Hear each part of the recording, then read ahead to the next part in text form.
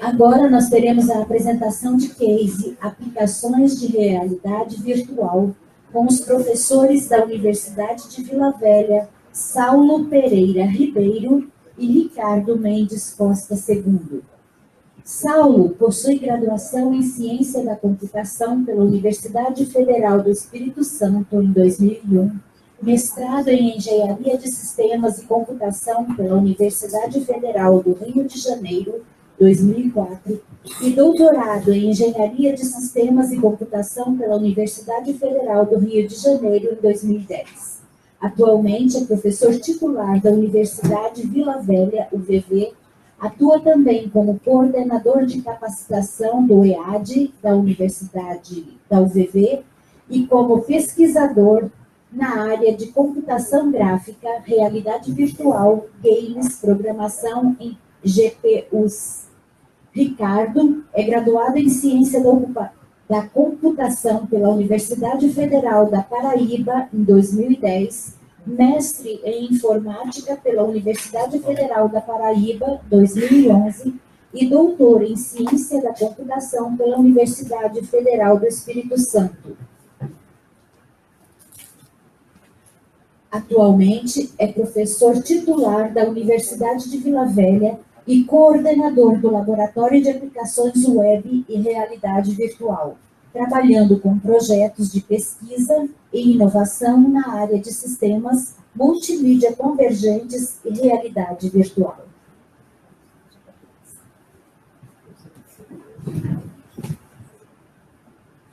Boa tarde, pessoal. Muito obrigado.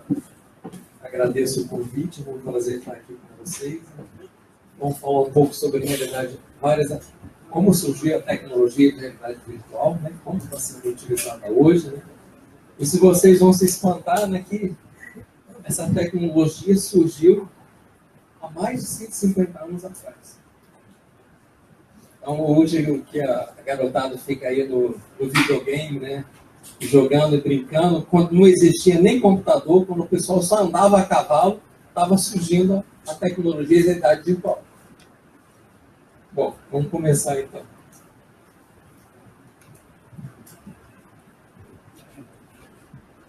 Bom, a gente vai falar um pouquinho da história, falar do presente, né?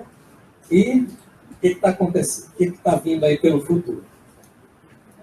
Vamos ver um pouquinho da história, né? Porque depois o professor Ricardo fala do presente e das aplicações, né? Então, o que é o conceito de realidade virtual? O nosso amigo Gerard King, né, no seu livro de Design Virtual Reality Systems, ele fala que a realidade virtual consiste em reproduzir uma experiência sintética, representando um contexto de simulação virtual ou ilusório ao utilizador. Então, a realidade virtual procura colocar você dentro de um ambiente que você vai ter uma vivência aí de uma determinada situação. Bom, a tecnologia que é utilizada na realidade virtual, né? Você tem a tela do óculos, a gente vai mostrar, né? Um conjunto de sensores, e você tem um dispositivo, um computador, que pode ser, inclusive, um celular, para controlar a sua aplicação. Aqui tem um exemplinho, né? Um simulador de se aprender a dirigir usando realidade virtual, né? Você pode ter aqui no seu capacete, o seu óculos, realidade virtual, né? Onde a pessoa vai estar visualizando lá as pistas por onde ele está passando, né? Você tem um sistema onde você dirige, acelera, freia, né? E tem lá o seu computador que está controlando como é que essa aplicação está acontecendo. E aqui tem, por exemplo, a arquitetura de um dos óculos atuais, né? O Oculus Rift, né? Então, você tem aqui um encaixe, né? Algo mais macio para você ficar confortável, né? Você tem um par de lentes, é como se fosse um binóculo, né? E você tem aqui, ó, a sua tela LCD, né? Que é onde vai estar sendo projetado a imagem que você está visualizando.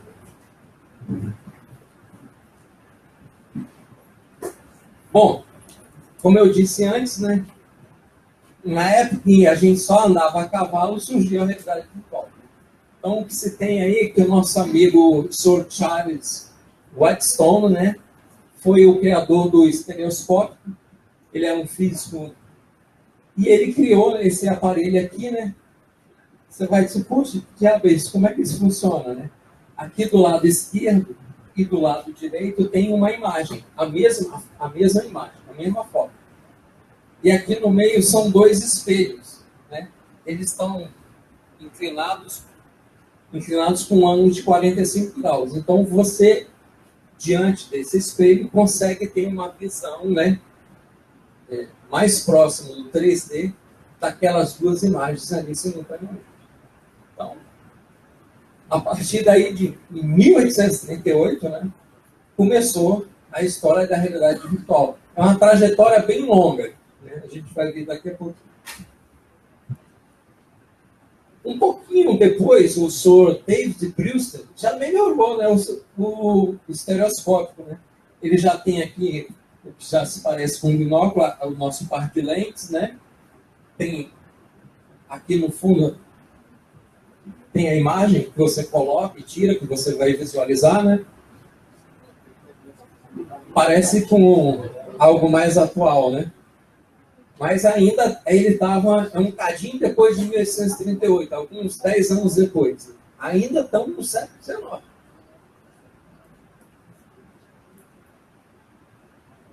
Depois passa muito tempo mesmo. Só lá nas décadas de 50 e 60 que a realidade virtual vai começar a engatinhar, né? Então, só no século XX, né, o senhor Morton Haley, ele criou um equipamento chamado Sensorama, né? Que é esse equipamento aqui. Esse equipamento, né, ele pensou em utilizar isso na indústria do cinema. Ele pensou que Hollywood iria comprar isso, né?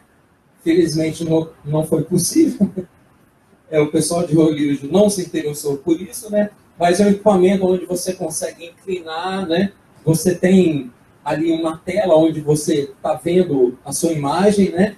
E você tinha a sensação de tinha vento, aromas, então era algo bem real para a época aí de 1950, 1960. Mas não teve um apelo comercial, né? Não foi muito para frente, mas já foi uma evolução. Um pouquinho depois, aí, em 68, né, o nosso amigo Ivan Sunderland, ele trabalhava na ideia de ter uma sala com um computador que controlaria a existência da matéria, né? E ele, nesse seu projeto, né, ele fez um protótipo, né, do primeiro, que a gente chama de HMD, que é o Head Mounted Display, que é esse capacete, né, que você usa, né? Então, vou mostrar aqui, né, aqui o primeiro protótipo, né, que é mais parecido com o atual.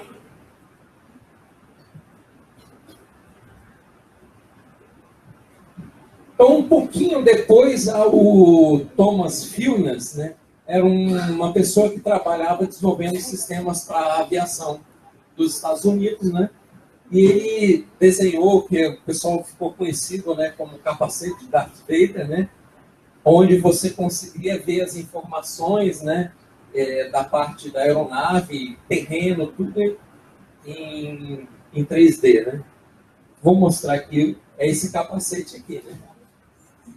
Esse capacete aqui, onde na tela era projetado todas as informações, inclusive a parte de terreno, né?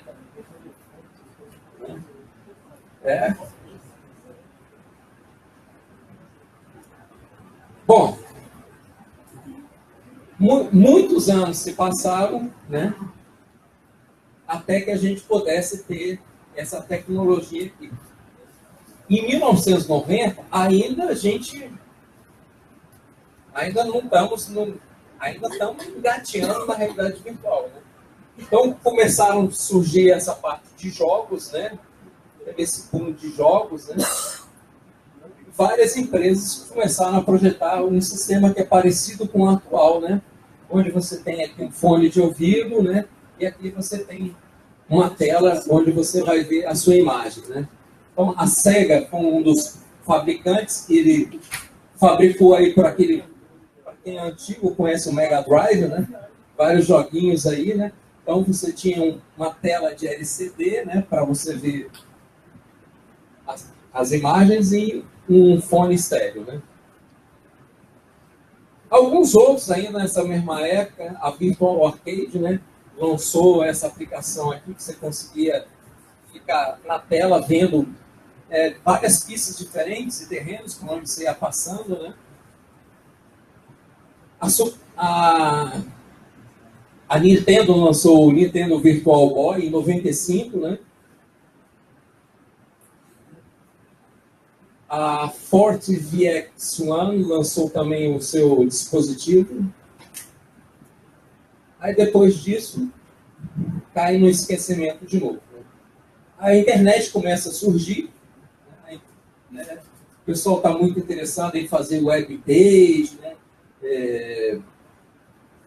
Alguns começaram a desenvolver alguns softwares de desenho 3D, AutoCAD, né? Então,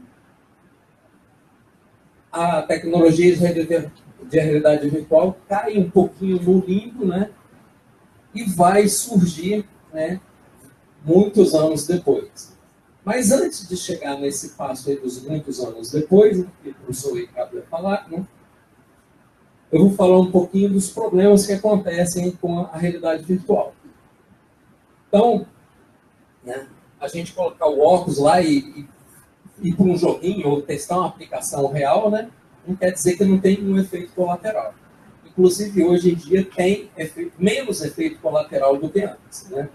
Então, um dos problemas era mas já está resolvido isso, que é o Screen Door Effect, que é esse efeito de porta, né?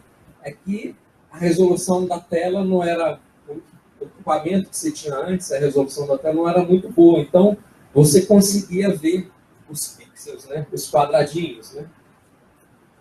Uma outra coisa que acontece também, né, que a gente chama de motion sickness, da doença, esse mal-estar causado pelo movimento, né, é fácil de perceber isso quando você está numa montanha-russa, né? Então, aquele carro vai em alta velocidade, faz aquela curva e você, no mundo real, fica levemente tonta. Esse mesmo movimento, se a atualização dessa informação no meu monitor, na minha tela, for muito rápido, você também vai sentir esse mesmo enjoo.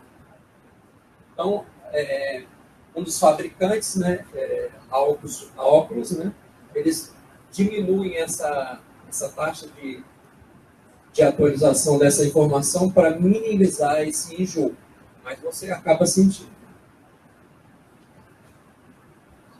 Bom, então o pessoal cai no esquecimento, né? A internet começa a surgir com muita força, né? O pessoal quer fazer webpage, começa a fazer alguns programas de desenho 2D, 3D, né? E a realidade virtual cai no esquecimento. Mas, né, anos depois, ela volta, a parte de multimídia começa a ganhar muito destaque, né? E ela volta à cena com força total. Bom, agora o professor Ricardo vai continuar falando de quando ela renasce, que é o presente. Boa tarde. Então, a gente tem esse esquecimento, a gente passa... Funcionou? Então, a gente passa aí. Saiu do Virtual Boy, 20 anos depois a gente ressurge e começa a todo mundo falar novamente de realidade virtual. Realidade virtual na indústria 4.0, realidade virtual na educação, todo mundo quer falar um pouquinho de realidade virtual. Aí, como é que isso surge? Por que mudou? O que é que tem de diferente de 20 anos atrás? E por que agora vai se tornar realidade ou não? Ninguém sabe ainda. Será que a gente vai entrar numa outra época, daqui a 10 anos, todo mundo vai esquecer de novo de realidade virtual, e daqui a 30 anos vai ter alguém criando de novo? Então, para ver um pouquinho isso. O marco que a gente tem dessa retomada da realidade virtual é o Oculus Rift. Em 2009, começa ele como um projeto de fundo de garagem. Em 2012, projeto de Kickstarter. ele consegue arrecadar 2,5 milhões de dólares, apenas um projeto aí de crowdsourcing. O negócio começa a dar certo, ele lançou, esse aqui é o primeiro óculos da Oculus Rift, chamado DK1. 2 anos depois o projeto dá certo e a gente vê o dinheiro começando a rolar. Facebook compra a Oculus por 2 bilhões de dólares. Então, aqui a gente tem um marco do renascimento dessa nossa realidade virtual. A gente tem gente grande investindo dinheiro. E se o Facebook investe dinheiro, tem gente que também começa a correr atrás. Só que qual é o cenário atual realmente? O que é que muda dos anos 80, anos 90? A gente ainda tem a realidade virtual como um daqueles termos de efeitos. Tanto que a gente vê muita gente, tem escola, por exemplo, ó, a gente tem aula que utiliza a realidade virtual. Então, é algo que traz valor ao seu produto, traz valor ao seu serviço. Mas não é só isso que a gente tem hoje em dia. A grande diferença é que pela primeira vez a gente tem um mercado de hardware. A gente não tem um óculos sendo desenvolvido. A gente tem várias empresas investindo dinheiro. A gente tem vários produtos que a gente consegue comprar hoje em dia. Então, os HMDs lá que o Saulo falou, a gente tem várias versões, a gente tem vários preços diferentes, a gente tem várias qualidades de produtos que podem ser adquiridos. E que dispositivos são esses? Então, o que é que a gente tem no mercado hoje? Eu quero utilizar a realidade virtual. Eu vou precisar ter um HMD. Eu preciso ter um dispositivo de realidade virtual. A gente pode categorizar ele em 2 categorias principais. Baseado no que a gente chama aqui de grau de liberdade. Grau de liberdade representa a capacidade de um objeto se movimentar em espaço. No caso aqui, a gente está falando no espaço virtual. A gente tem 6 graus de liberdade. Em relação à rotação, eu mexer a minha cabeça, rotacionar, eu conseguir rotacionar também o mundo virtual. Eu virar a cabeça de um lado para o outro, olhar para cima e para baixo, eu inclinar minha cabeça. Esses 3 graus de liberdade podem ser transferidos para o mundo virtual. Coloquei meu capacete lá de realidade virtual, o que eu fizer com a minha cabeça, também eu vou girar nesse mundo virtual. Isso são 3 graus de liberdade. Os outros 3 são relacionados aos movimentos de translação. É o quê? Se eu andar para frente, o mundo virtual vai andar comigo. Se eu andar para trás, para o lado, para o outro, se eu me abaixar, tudo isso também vai ser transferido para o mundo de realidade virtual. Então, os 2 grupos que a gente tem é o grupo que é baseado apenas em rotação, que a gente vai chamar de 3 graus de liberdade, e o grupo que consegue adquirir os 6 graus de liberdade, ou seja, tanto rotação quanto translação. E isso vai ter um impacto também no preço desses dispositivos. Primeiro, a gente tem os dispositivos de 3 graus de liberdade, que é baseado apenas na rotação. A gente tem aqui 5 produtos diferentes que representam... É só isso que tem? Não. Você botar lá Mercado Livre, na Amazon, que não vai faltar são produtos diferentes, mas que acabam sendo derivações desses. Um dos mais baratos é o Cardboard. Tem o Google Cardboard, tem vários óculos que são baseados em papelão. Você pode, por exemplo, baixar um modelo na internet e construir o seu próprio óculos. Ele é de baixo custo, tem uma baixa qualidade, e como a maioria desses caras, ele vai depender do celular. Ele sozinho ele não traz a realidade virtual. Você tem que ter um celular que você vai encaixar nesse óculos e vai conseguir enxergar o mundo virtual. A gente tem o Google Daydream, já é um pouquinho mais caro, só que ele é confortável, ele já é uma peça um pouquinho melhor aí.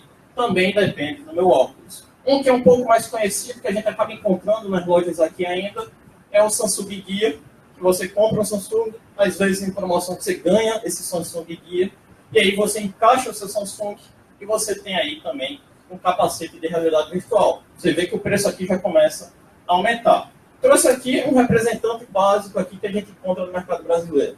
Se você vai numa loja ou pesquisa óculos de realidade virtual, é esse cara aqui que você vai encontrar, VRBox. Ele é extremamente desconfortável, a gente tem um, tá certo? Então, só avisando realmente. Só que ele é barato. Você consegue por R$30 adquirir esse cara. Você pega, compra 10 óculos e você já tem lá. Só que você também depende do celular. Não pode esquecer disso. Um cara que está sendo um diferencial agora, lançado recentemente em 2018, é o Oculus Go. Vê o preço dele. Já é $200. Qual a diferença dele? Ele não depende como os outros do celular.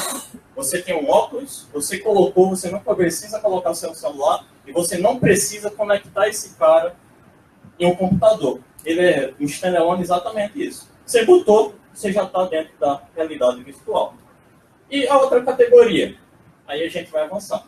A gente tem a categoria dos 6 graus de liberdade. Primeira coisa, a gente já nota os preços, né? Agora a gente está falando de $400, 600, $500, 240 a $300. Então a gente já tem um hardware mais caro. Mas qual é a vantagem dele? Você tem os 6 graus de liberdade. Qualquer movimento que eu faça aqui, se eu estivesse no mundo de realidade virtual, a câmera da realidade virtual estaria me acompanhando. O Oculus Rift e o HTC Vive são os que estão dominando o mercado já aí nesses anos que a gente tem a realidade virtual montada. Eles têm um problema, porém. Eles precisam estar conectados a um computador bom, normalmente uma configuração gamer, por assim dizer, e eles precisam ter sensores externos. Ou seja, além do computador, além do óculos, você tem que posicionar esses sensores para ele poder adquirir o seu movimento de translação. Um óculos que é mais recente é esse Windows Mixed Reality. Na realidade, ele é uma especificação da Microsoft, que você tem vários desenvolvedores, várias empresas produzindo ele. Por isso que a gente tem ali Dell, HP, Samsung, todo mundo acaba produzindo o mesmo óculos, só que cada um com uma qualidade diferenciada. E nessa categoria a gente também tem o PlayStation VR, que é para quem aí é dono do PlayStation. Esse seria aí um caso mais gamer puro. É só isso que a gente tem. E óculos, isso são as principais características. Mas a gente também tem desenvolvimento em outros tipos de dispositivos para aumentar a imersão na realidade virtual. Eu quero transformar algo ainda mais real para o usuário. Eu posso botar uma luva áptica. Se ele encostar alguma coisa no mundo virtual, ele vai estar também sentindo isso no mundo real. Se eu estou no mundo virtual, estou com uma luva aqui, eu peguei uma caneta virtual, eu vou estar sentindo aquela caneta. Tem alguns que já propõem que, se está chovendo virtualmente lá onde eu estou, eu vou sentir a chuva também. Claro, o preço desses caras não é barato também. Então, é futuro. A gente tem as esteiras para eu poder me movimentar realmente. Eu posso andar em todo o meu ambiente virtual. Não é uma coisa mais prática também. Está sendo trabalhado. Um cara que é um pouco mais simples, mais barato, é o Leapmotion. Você encaixa ele no seu óculos e você começa a ter a possibilidade de mexer seus dedos. Nos controles é abrir mão, fechar a mão, apertar o botão. Aqui você consegue ter o movimento do dedo e utilizar esse nível de interação que você pode ter. E cavernas digitais já é algo um pouco mais antigo, onde você está totalmente imerso naquela interação. E quais são as aplicações que eu posso ter? Beleza, eu tenho um device, mas onde eu posso aplicar isso? Talvez seja uma coisa mais interessante para a gente discutir aqui. Não são poucas as áreas. A gente tem várias. Mas primeiro, a gente pode pensar no que eu vou desenvolver baseado em duas características. Primeiro, eu vou utilizar o óculos de 3 graus de liberdade ou de 6 graus de liberdade. Isso já vai fazer uma diferença aí no que eu estou desenvolvendo. Segundo, qual é o tipo de conteúdo que eu estou utilizando? Eu vou contratar uma equipe para modelar todo o meu ambiente virtual. Por exemplo, eu estou nessa sala. Eu vou ter que ter uma equipe para modelar cada cadeira, o ambiente, a luz e tudo mais. E aí eu reconstruo todo o ambiente virtual. Mas eu posso também ter uma segunda opção.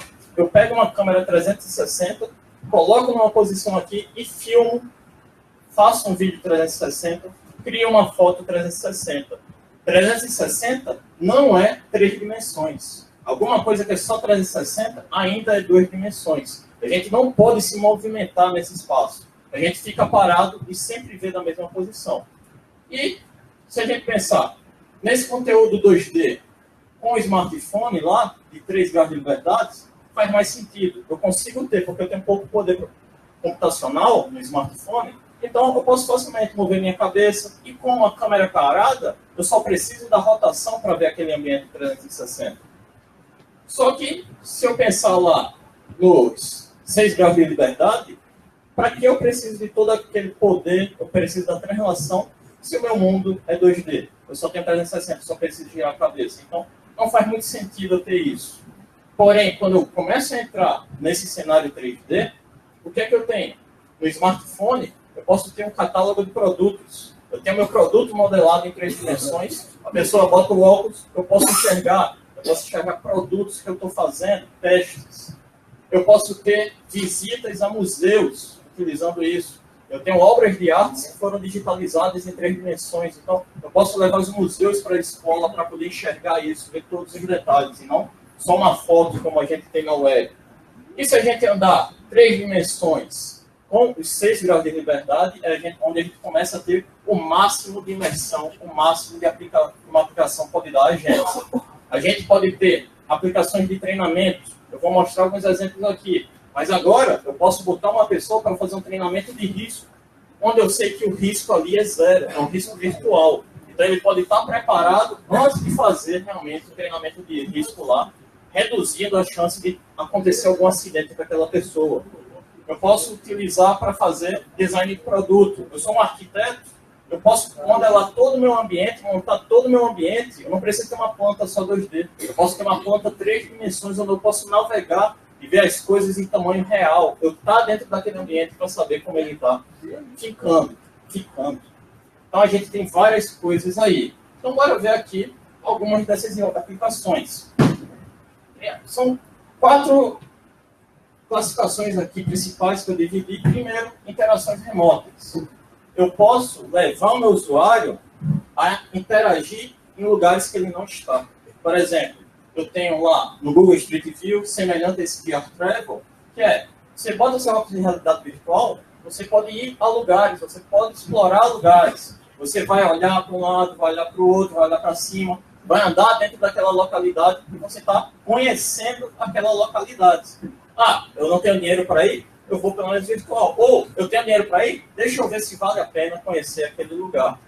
Eu posso ter também palestras virtuais. Eu posso ter reuniões virtuais. Eu não tenho como reunir minha equipe, mas talvez esse ambiente virtual, ao invés de ser só uma webconferência, eu posso ter uma imersão maior. Muitos acreditam nisso. Mas, aqui em cima, a gente tem uma aplicação da Cisco, de webconferência, onde você está mergulhado no ambiente virtual, mas você não está só conversando com a pessoa, você também está interagindo com o modelo virtual. Por exemplo, a gente tem um modelo virtual de uma turbina ali, onde eles estão olhando junto os detalhes e comentando sobre aquele modelo que está sendo implementado.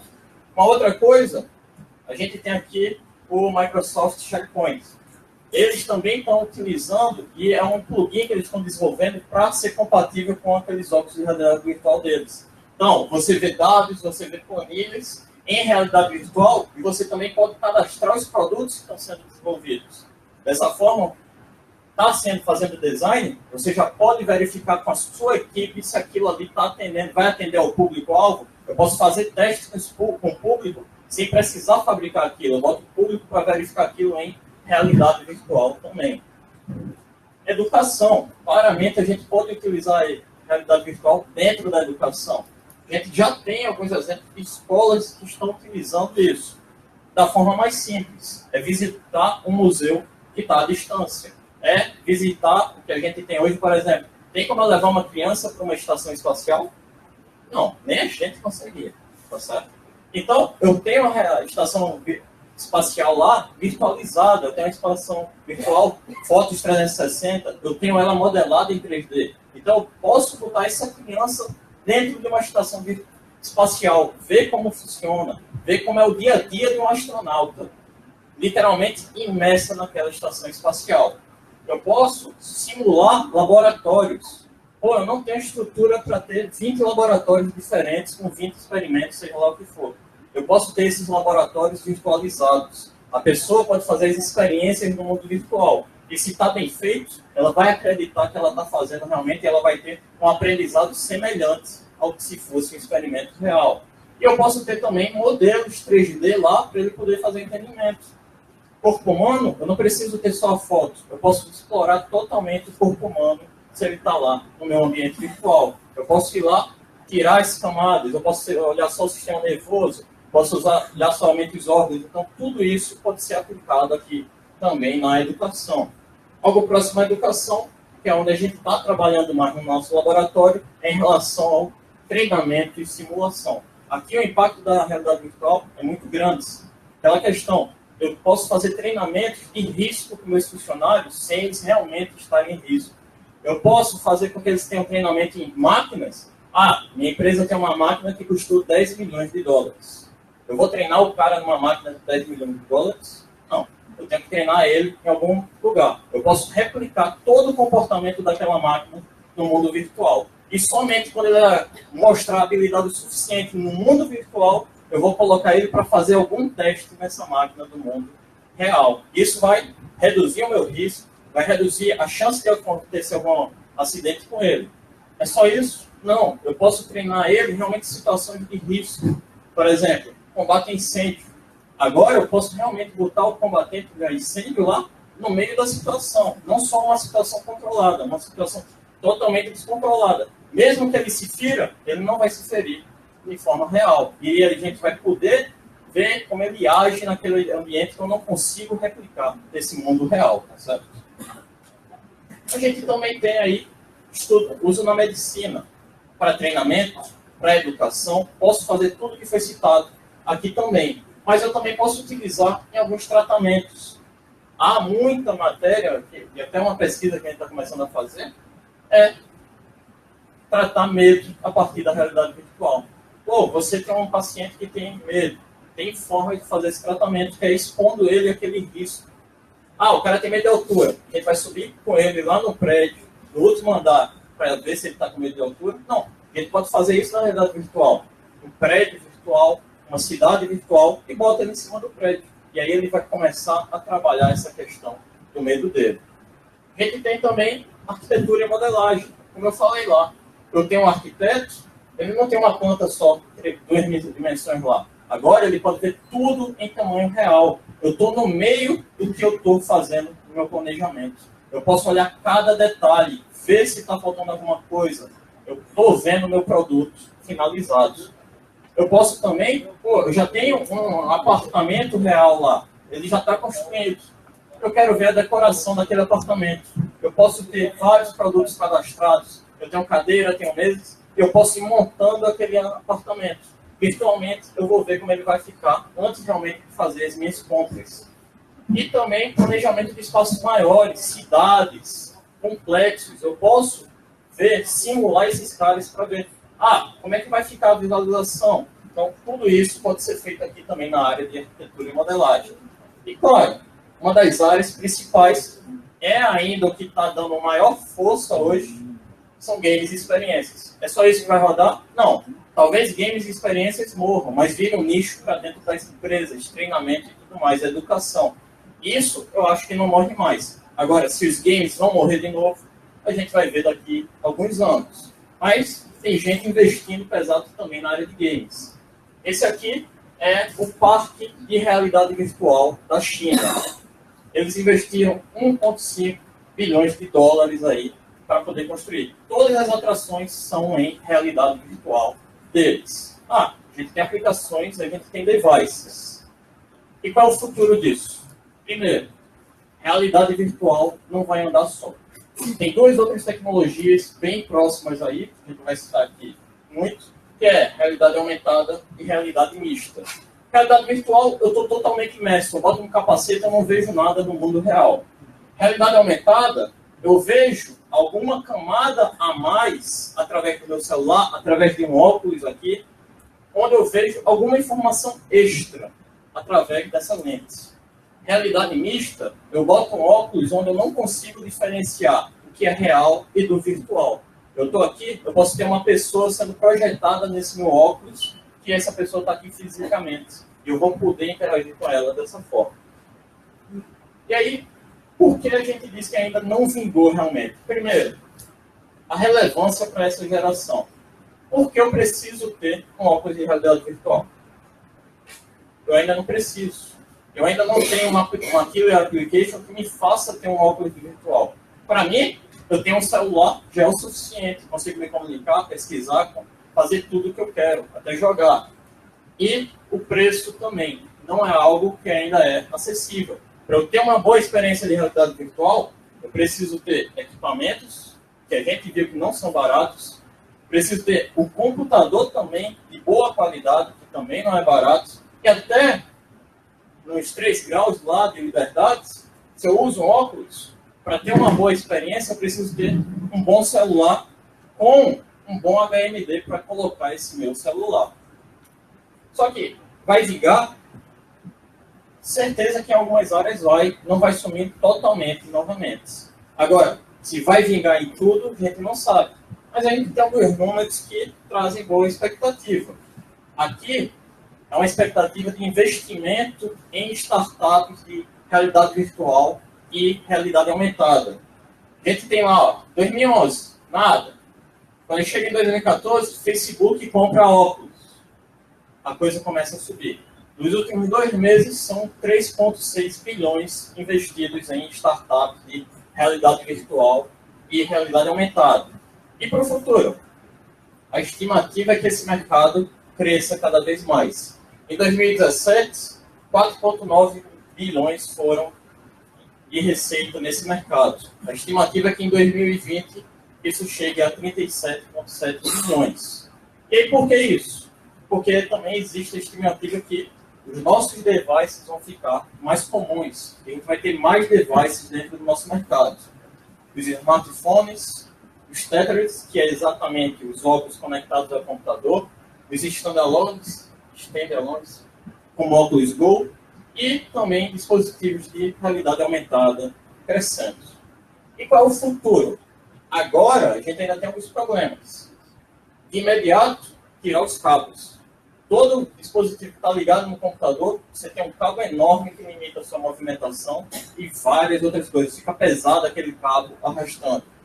Mas a gente já tem empresas trabalhando nisso. Aumento da resolução, cada vez maior para ter tirar o problema do screen doors e ver os pixels na nossa tela. E dispositivos standalones. O Oculus Go e o Vive Focus são 2 dispositivos nesse ramo que as 2 maiores empresas lançaram em 2018. Médio e longo prazo, eye tracking, colocar o eye tracking dentro do capacete para saber em que ponto você está olhando.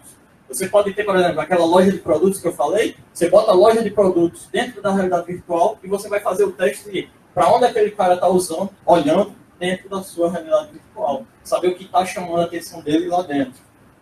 Luvas ápticas e a segunda geração dos dispositivos. O Oculus Rift está aí há 3 anos. O Vive também. E não teve uma mudança radical neles. A gente ainda está esperando qual vai ser essa nova geração. Aqui é um relatório, algumas tendências. Nos próximos 12 meses ainda tem os jogos como maior atrativo. A gente tem a experiência do usuário como um dos maiores obstáculos. Como é que fazer aquilo ficar legal para o usuário em geral. Não só aquele usuário gamer. Eu preciso atrair quem não joga também. Quem é que vai gostar da realidade virtual. Tem uma preocupação com custos. Tem uma preocupação com que tipo de conteúdo vai ser criado para esse cara. E aqui a gente tem também a visão do Facebook. Eles lançaram esse ano o Oculus Go, pensando em aumentar a quantidade de pessoas que têm um óculos de qualidade. Não é o Oculus Rift. É um downgrade do Oculus Rift, só que permite alguma boa experiência. Precisamos colocar a realidade virtual na mão das pessoas. Não podemos falar sobre o modelo de negócio. Ninguém sabe ainda o que é que vai dar dinheiro. Eu vou vender óculos a virtualidade como serviço? Vou ganhar dinheiro com hardware? O que é que realmente é o mercado disso? E ninguém sabe ainda qual é o caminho. Tem alguma coisa hoje em dia? Tem. Mas ainda o futuro é maior do que o que a gente tem hoje. Tá? Tempo, não sei se tem muito tempo. Falta 5 minutos. Uma pergunta, talvez. Tá certo? Saulo volta aqui também para perguntar. Então, muito obrigado a todos.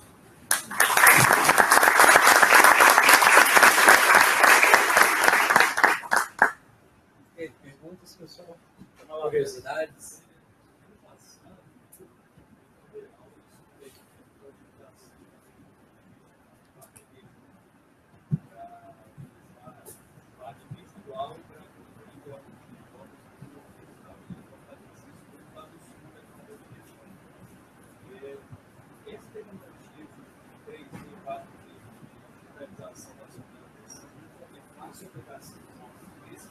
Se eu pegar lá no Instagram, começar a fazer avaliação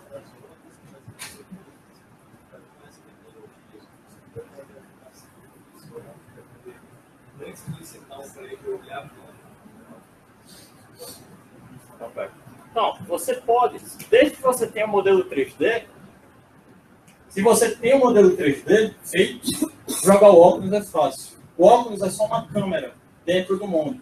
Se você tem todo mundo virtual preparado, a aplicação do óculos é simples. É só você jogar, por exemplo, o que é tecnologia de realidade virtual? Onde é programa? Unity, Unreal Engine. Se eu jogo o modelo ali dentro, eu tenho um modelo de realidade virtual preparado lá. Tem um pontinho ou outro, mas não é tão complicado você trazer isso. Certo? Tá. Quando acabar, você avisa.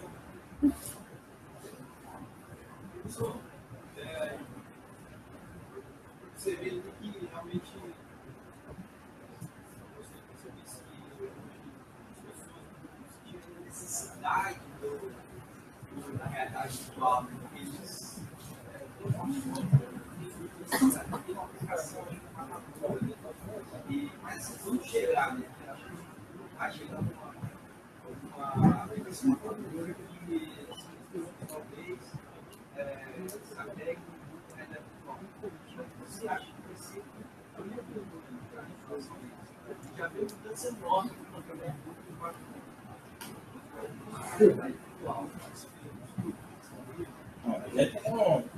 A gente não está trabalhando com isso, não. Só que vai ser o mesmo problema de agora. Vai ter gente viciada, vai ter gente que vai morar dentro do mundo virtual, tá certo? Agora, o quanto vai ser essa moradia dentro do mundo virtual, a gente vai ter que educar a nova geração para isso. Qual é o problema hoje? Todo mundo reclama que a criança vive no celular. Qual é a solução para isso? A gente também não tem uma solução para o problema que não existe. Se solucionar agora, talvez solucione já para o futuro também. Mas é uma tecnologia. Como é que vai a tecnologia na vida? Como é que a gente tira essa independência? A gente tem que se adaptar a ela e não simplesmente pensar nele como problema. Viver nele. Talvez. O Vitor falou aqui, mas você tem educação à distância em realidade virtual. Tem startups pensando nisso. Tá certo? Tá bom? Pessoal, acabou. Se alguém tiver mais alguma dúvida, é só procurar aqui em sala e a gente vai estar à disposição para conversar. Rapidinho. Como é a respeito da educação, e aí estudar a educação, a gente fica muito preocupado e a gente está falando o tempo todo aqui de dimensão na questão da cultura. Formar uma cultura digital. Não dá para formar uma cultura digital se a gente se preocupa com sempre, e é uma preocupação pertinente no colégio. Mas a gente tem que mudar a nossa visão da coisa. O menino não tem problema. Ele tem um outro comportamento mediante um outro mundo, que é digital e a gente pensa no nome para ele. Exato. A gente tem que aprender a pensar nessa nova modalidade. Nós manifestamos nossos agradecimentos aos professores Saulo e Ricardo. Muito obrigada pela apresentação.